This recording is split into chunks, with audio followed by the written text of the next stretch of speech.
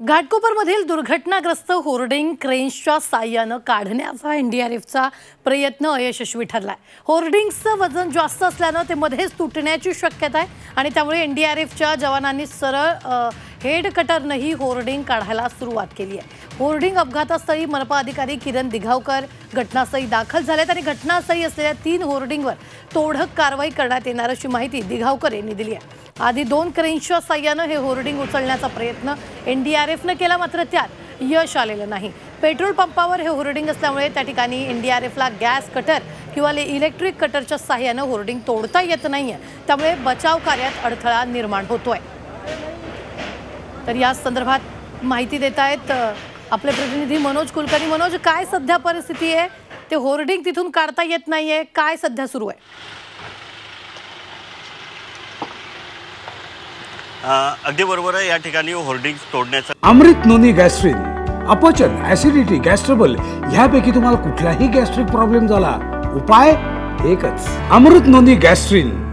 काम पोकलेनच्या साह्यानं सुरू आहे। एनडीआरएफनं सकाळपासून प्रयत्न केले होते, क्रेन आणल्या होत्या, त्या क्रेनच्या साह्यानं हे जे मोठं जे होर्डिंग्स होतं ते काढण्याचा प्रयत्न केला, परंतु तो यशस्वी झाला नाही आणि अखेर मग पोकलेनच्या सहाय्यानं आता ते छोटे छोटे जे पार्ट्स आहेत ते काढण्याचा प्रयत्न या ठिकाणी करण्यात येत आहे। आत्ताच या ठिकाणी आपण बघू शकतो विरोधी पक्ष नेते विजय वडेट्टीवार जे आहेत ते सुद्धा या ठिकाणी या घटनेची पाहणी करण्यासाठी या ठिकाणी आल्याचं पाहायला मिळत आहे।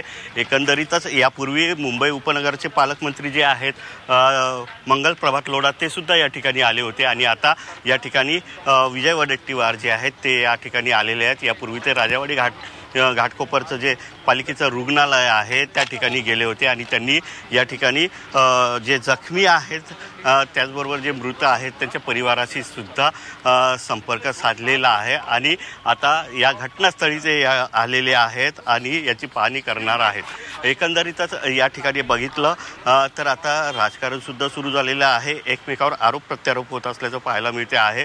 जो याचा कॉन्ट्रॅक्टर होता भावेश भिंड हा यांनी 2009 मध्ये अपक्ष म्हणून निवडणूकसुद्धा लढवली होती आणि त्यामध्ये शपथपत्रामध्ये त्याच्यावर जवळपास 26 गुन्हे दाखल असल्याचं सांगण्यात येत आहे आणि आता त्याच्या विरुद्ध मुंबई पंतनगर पोलीस स्टेशन जे आहे तिथे गुन्हा दाखल करण्यात आलेला आहे। पोलीस त्याच्या घरी सुद्धा गेले होते, परंतु तो मात्र तिथे भेटला नाही आहे, सध्या फरार असल्याची माहिती मिळते आहे आणि एकंदरीतच आता यावर राजकारणाचा सुद्धा रंग चढू लागलेला आहे। निश्चित धन्यवाद मनोज, ताजे अपडेट देण्यासाठी। आम्ही वेळोवेळी तुमच्याकडून या संदर्भातले ताजे अपडेट जे ते घेत राहणार। तुर्तास आपण पाहतोय की घटनास्थळावरून होर्डिंग काढण्याचं काम जे ते सध्या सुरू आहे।